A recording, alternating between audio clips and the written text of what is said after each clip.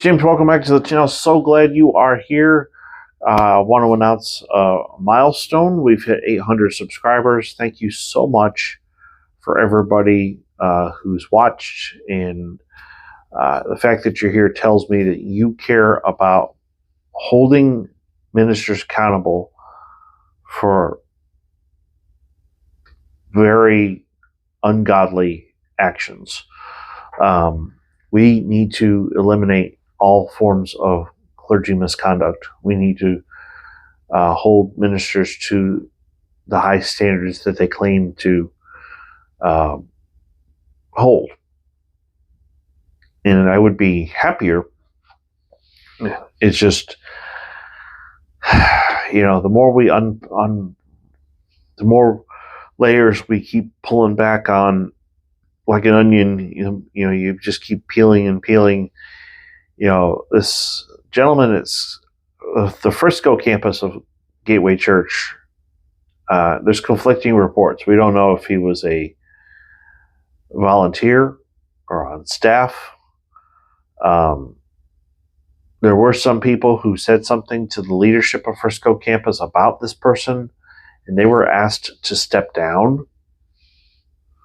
That's the problem. And if you want to know more details about this, you can go to Not By Sight News. He's the one that broke the story.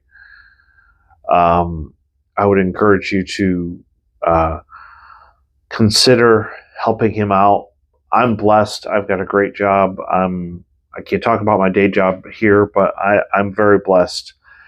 And I have all my needs are taken care of. God has provided for me more than I ever thought possible.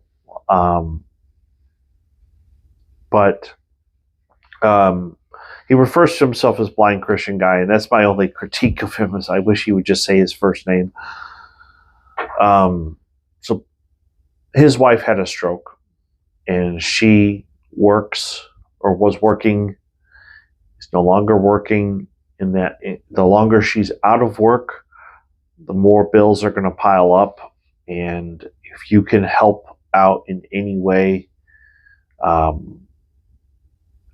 just go to Not By Sight News. There's a link to their GoFundMe page, and I would just ask that you pray about it. Think, and even if it's only $5, I'm sure if enough people helped out, they'd be able to get through this very difficult time. When somebody goes through a stroke, they've got to go through a long rehab process, learning how to walk again, sometimes even learning how to talk again. So I don't know the extent of her injuries because of the stroke. I just do know that we need to pray for him. We need to pray for Gateway Church. I'm reading this book on my own, and it's about integrity. And I think I mentioned this a week or so ago. I'm going to be going to Arizona for temporary work assignment. So I'll be back in Texas eventually. But if I'm Gateway Church, I would get a hold of Dr. Henry Cloud, and I would ask him to come and do a seminar for all of your staff at every campus. They need to come to the Southlake campus. They need to sit and listen to Dr. Cloud talk about this stuff. He wrote a tremendous book on boundaries. This book on integrity is absolutely amazing. I liked it so much, I went and got the audio version of it as well. So I'm listening to it in my car. Folks, ministers need to be people of integrity. That's what I'm striving to be. And that's what the ministers at Gateway Church need to be.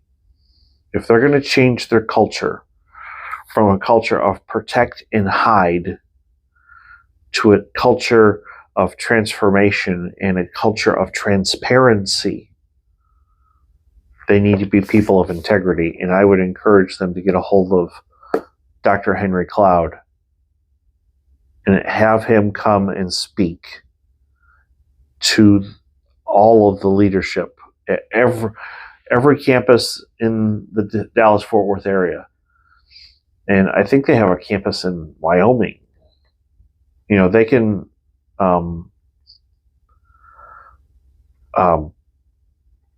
what do you call it? Simulcast. But I believe, I honestly think what needs to happen is to literally require every single person that's on staff at Gateway Church to read this book.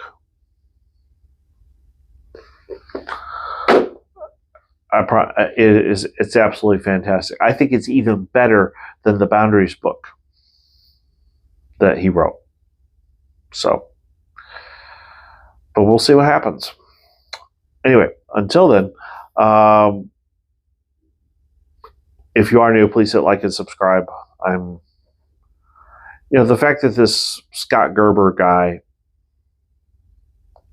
did really awful things to children is disturbing, and it's weighing on me right now in ways that, there's a part of me that there's another internet person who used to be a former inmate, and he's now helping people to who are, when they get out of prison, he's helping them to rebuild their lives, and that's awesome. But his name is JD, and seems like a really cool dude. I'd love to meet him one day.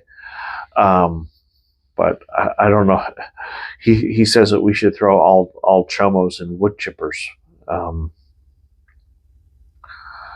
Kind of gruesome. I don't know how much of a deterrent that would be. But when I hear something like this, that it's not only the fact that Scott Gerber allegedly did horrible things with children, it's the fact that leadership tried to minimize it, dismiss it, not talk about it. Let's just kind of sweep this under the rug. Let's not tell the congregation. That's the stuff that just makes me just... Anything you do where you have to hide it, or has to be done in secret, it's probably wrong.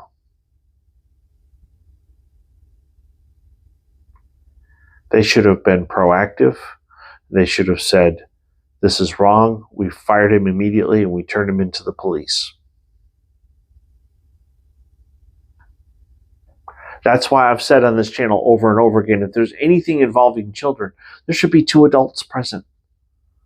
You should never be alone with a child that's not one of your own kids. So, anyway, if you are new, please hit like and subscribe. I want to thank you. We will get tomorrow to CeCe Winans' sermon. I finally did actually have a chance to watch it. And I was surprised.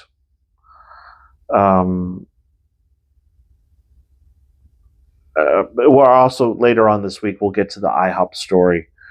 And IHOP, at least, is taking measures to try to change their culture in a way that Gateway Church is not. So when we get to that IHOP story later this week, I don't agree with anything that Mike Bickle did in the past. What I can say is this new director apparently is trying to change the culture. And this, they don't have an interim director. They've got a new person. So, but we'll talk about that later this week. Until then, I hope you have a great day, and God bless.